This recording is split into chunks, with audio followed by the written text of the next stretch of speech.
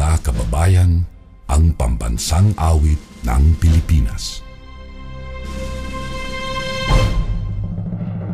Kayang magiliw, helas ng sinakanan, alam ng puso, sa dikit mo'y buhay.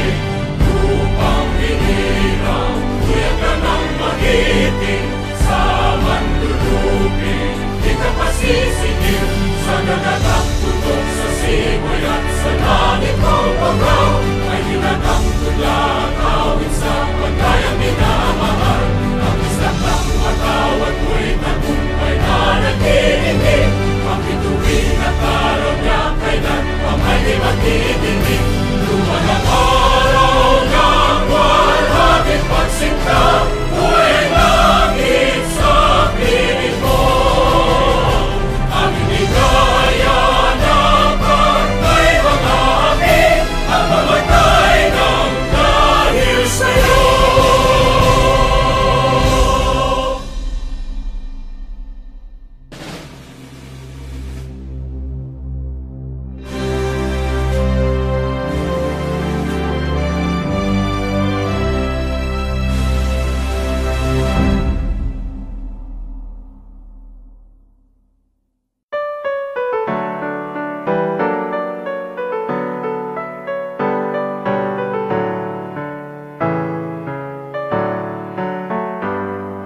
Inubog mo kami mula sa kawalan, binigyan mo ng buhay at karangalan.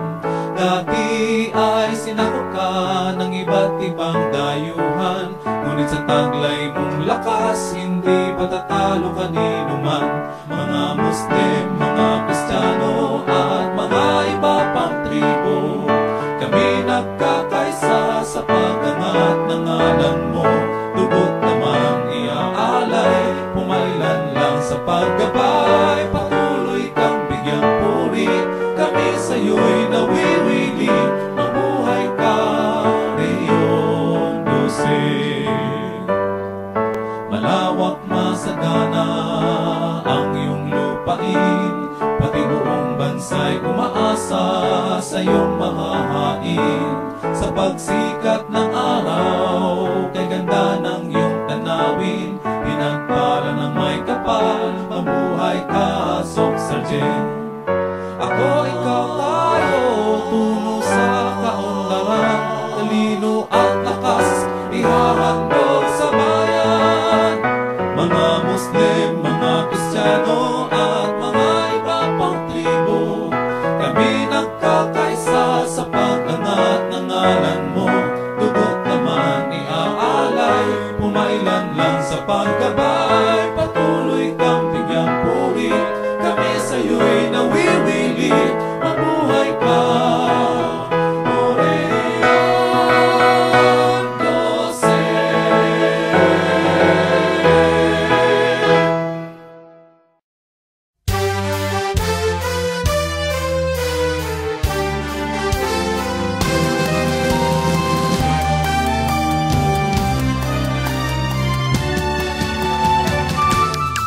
Ating pagdiwang ng buong galang, si Reyna Paulino Santos, kanyang talino, lakas at buhay, dito niya ibinuhos, upang lahat ng naninirahan, panawin walay masisiyahan. Sa ating lungsod na kung tawagin, kay General Santos City. Magaliw tayo sa liwasan ay magsaya, maraming tao, mula pangga sa umaga sa buong kami. Pangabul kay nakikita sa taas, kaya matutumang siya ng umulat dito sa Timog Cotabato. Taong ay inang ng mga tanong, kay dapat mga bukiri.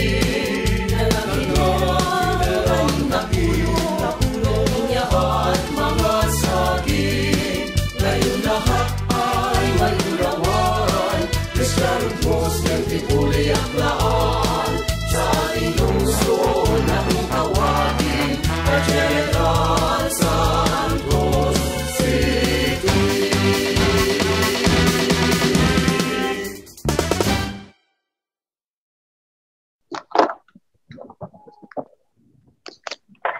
Magandang Brokenshire, to our Board of Judges, members of the faculty, and our candidates, and to all who watch us via Zoom. Good afternoon, everyone. This afternoon, we will witness an exciting event in connection for Mr. and Miss Intramurals 2021, the picture interpretation. This is the first ever virtual intramurals of Brokenshire College Society Incorporated, and despite of the pandemic, our institution is able to prepare something exciting activity just for all of us. Okay, so but before anything else, let's meet our panel of judges for this afternoon's event. Of course, so first of the member of the Board of Judges, our college librarian, no other than Mr. Kenneth Gordo. And of course, our second judge, our HR head, Miss Lale Bevidula. And the last member of the Board of Judges, we have our college president, Dr. Bennett L. Marcado. So good afternoon po sa inyong lahat. So they will be the one responsible in evaluating the scores of our candidates for this afternoon's events. Ayan. Yeah, and also, there's some guidelines for the picture interpretation. So, listen carefully, especially candidates. So, the criteria for judging for question and answer portion. Q&A is a form of picture analysis. Candidates will pick a number from 1 to 8 and answer the picture that is shown. Pictures are given by the judges, and the ranking of the candidates will be based on the segments of the pageant. The candidate who got the highest general average will be declared Mr. or Miss Intramurals 2021. And lastly, here are the criteria for judging. So confidence and overall presence, that's 25%. Delivery of speech, 25%. Content of the answer, 50%, for a total of 100%. Okay, so for the order of our candidates, the first to answer is the Division 1, the Blue Barkers, followed by the Division 3, the Dauntless Eagles. And of course, it will be followed by the Division 4, the Vaunted Pegasus, and last to answer the picture interpretation is the Division 2, the Valiant Guardians. Okay, so let's start our picture interpretation. So wag na natin patagalin to, partner. Yes. So let's begin it with the Division 1, the Blue Barkers. For the male category of Blue Barkers, let us all welcome Mike Ante. Hello, good afternoon, Mike. Mike, andyan ka na ba? Hello, good afternoon. Ready ka na ba, Mike? Naririnig mo pa kami, Mike? Hello? Good afternoon, sir, ma'am. Okay, so good afternoon sa iyo. Ready ka na ba? Ready. Ready na lang. Ready. Okay, dapat lang. Okay, wala kang choice. Okay, so choose your number from 1 to 8. I'd like to see number 1. Okay, number 1 daw, partner. Okay, so Dexter, he chooses number 1. Oh, ayan. So Okay, Mike. This is the picture number 1. Okay.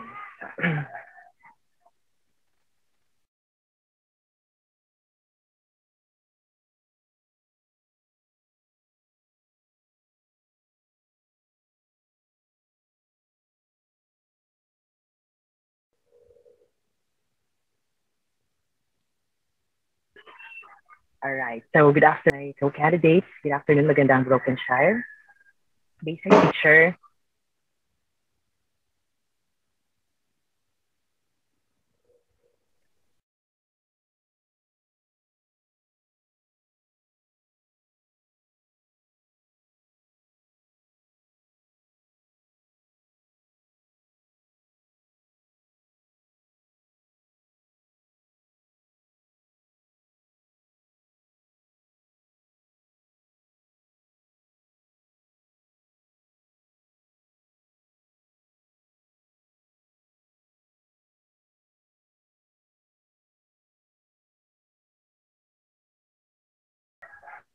So based on the picture, I think that it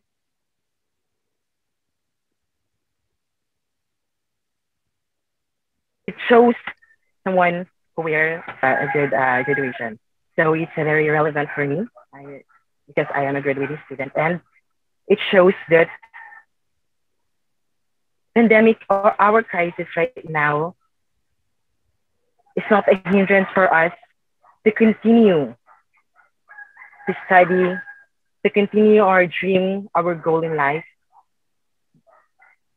It really needs an inspiration and also a faith that we can continue to be a victorious someday. Because in the book of Hebrews, it states that God said,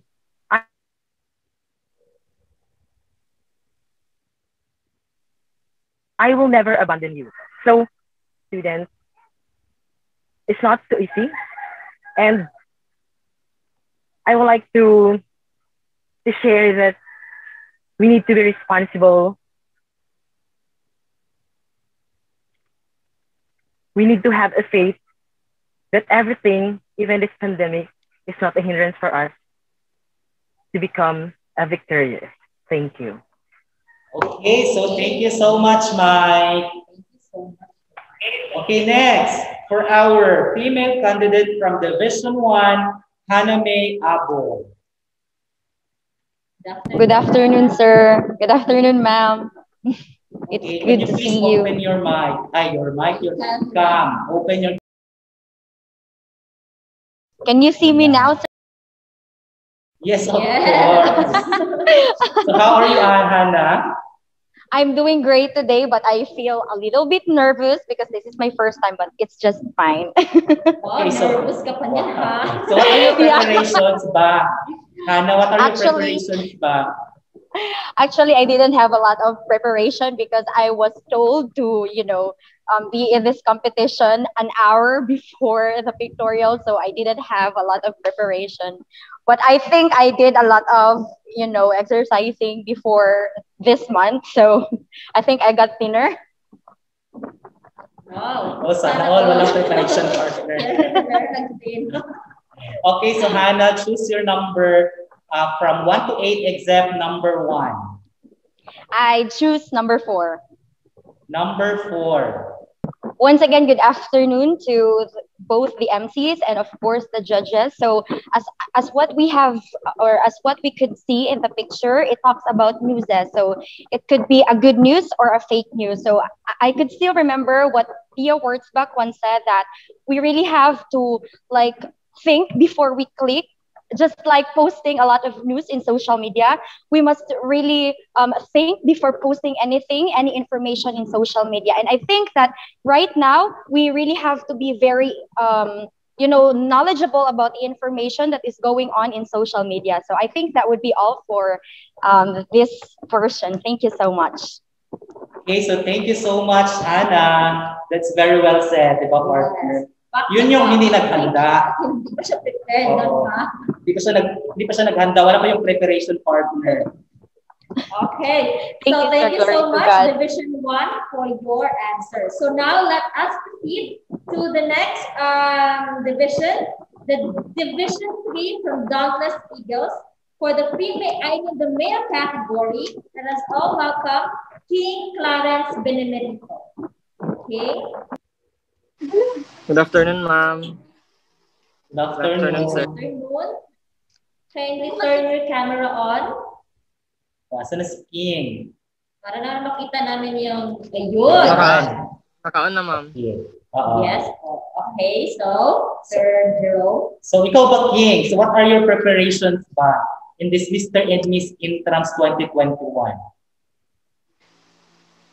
For me, sir, I don't have any preparations.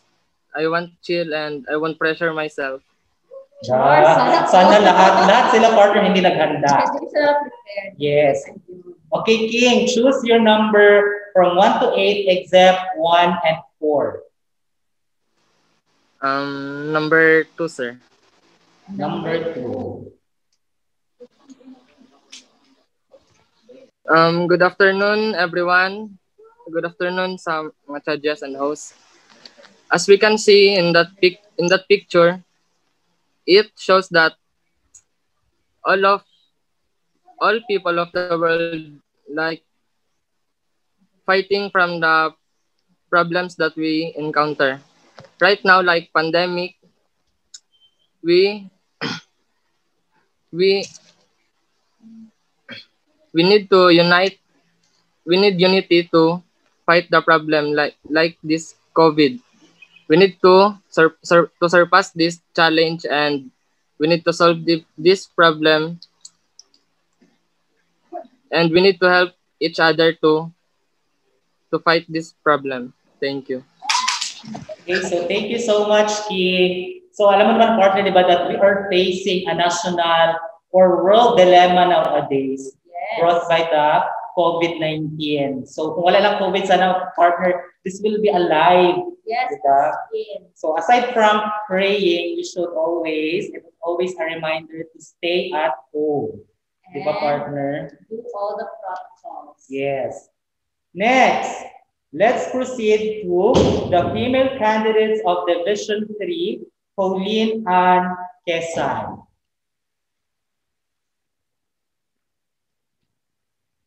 Yun. Ganda ng ngiti. Sige. Choose numbers from 1 to 8 except number 1, 2, and 4. I choose number 6 po. Number 6.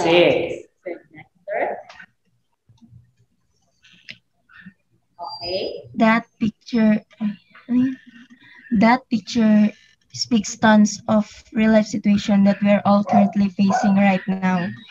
And as an aspiring candidate, I want to use my knowledge and aspire to make a big impact and make a big difference.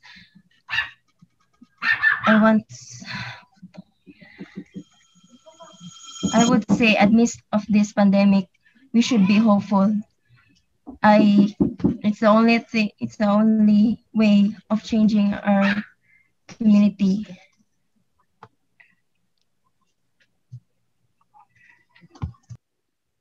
Okay, so that's all. Okay, so thank you, Pauline. Next, let's proceed to the Division 4, the Vaunted Pegasus. So for the male candidate, let us all welcome Giovanni Mosquera. Giovanni? Yes, hello po. Good afternoon. Turn on na daw yung camera niyo, partner. Yes po. Okay. Okay, so Giovanni, choose a number from 1 to 8, except 1, 2, 4, and 6. I choose number 8. Number 8. Picture number 8. Okay, so once again, good afternoon no, sa lahat. For this picture it shows those people who are suffered for the virus and for the coronavirus, and these people is already in the poverty, so which is it's very hard, and it's very hard for all, and for those people which is it's really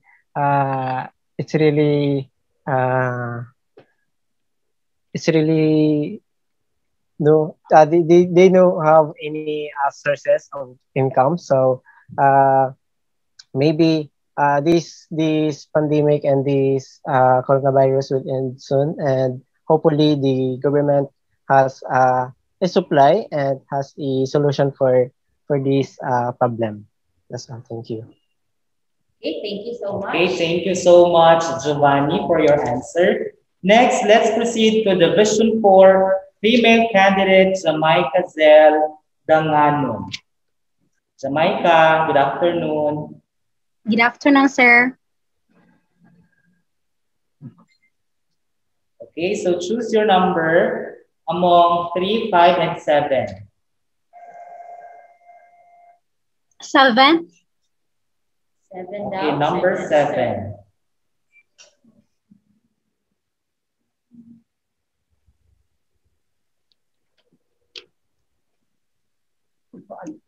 Picture number 7.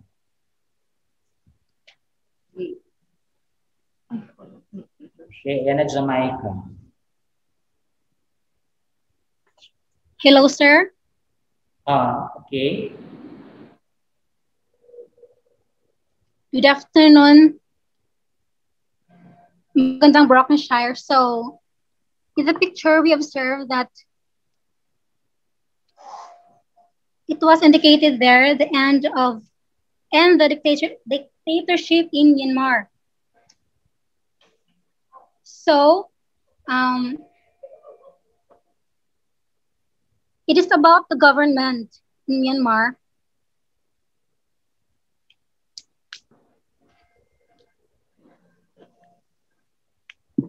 It is about the political war in the country of Myanmar.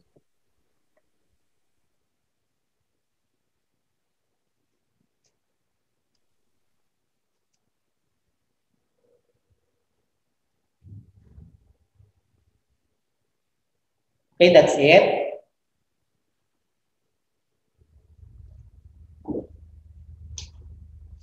Okay, so how about the division 2?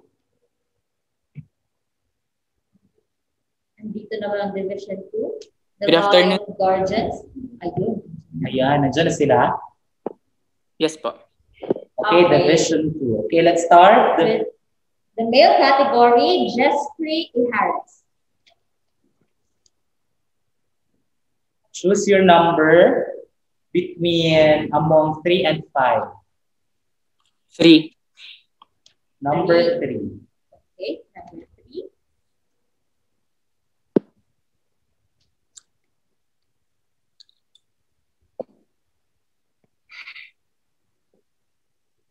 Good.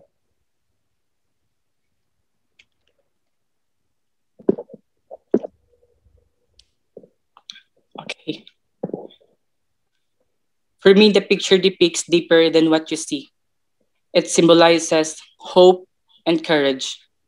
COVID-19 pandemic turns our lives upside down and changed not just the way we live and work, but also how we think and behave. Every part of the world has been affected and every aspect of life is impacted. Our everyday routines were brought to a stop and any sense of normalcy was lost. But with hope and courage, and by simply following the safety protocols of COVID-19, I know anything is possible because Matthew 19:26 says, with God, all things are possible. Thank you. Wow, okay. Thank you so much for that one, candidate of Division 2 Valiant Guardians. So at this moment, let's proceed to female candidate Pamela Muyuela. Pamela.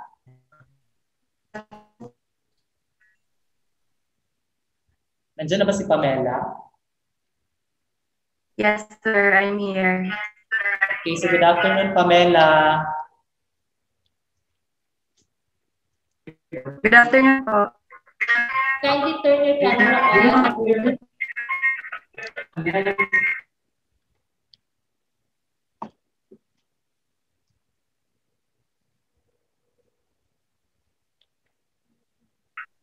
Okay, Pamela, kindly turn on your camera.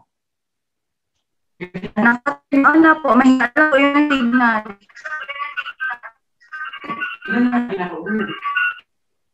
Good afternoon po. Good afternoon. Okay, so good afternoon, Pamela. So the last remaining number this is for you, number 5. Okay, good afternoon. I can see that the picture shows scientific efforts and the sacrifices of the medical experts. The reason why I believe that is because working scientists had given their time and efforts in creating vaccines for the whole world. And at the time when the government announced that there are now available vaccines for COVID-19 virus, people are being worried about the possible side effects. As an advocate, I would like to educate the people about the benefits of it by simply sharing information through social media platforms coming from the World Health Organization.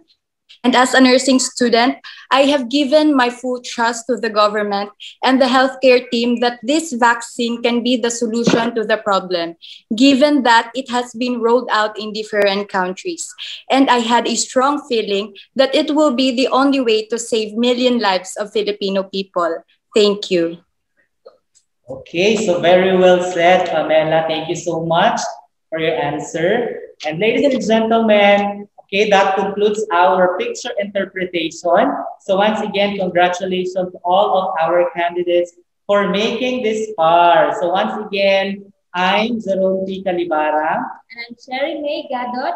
Good afternoon once again, and magandang Broken Broken Star. Star.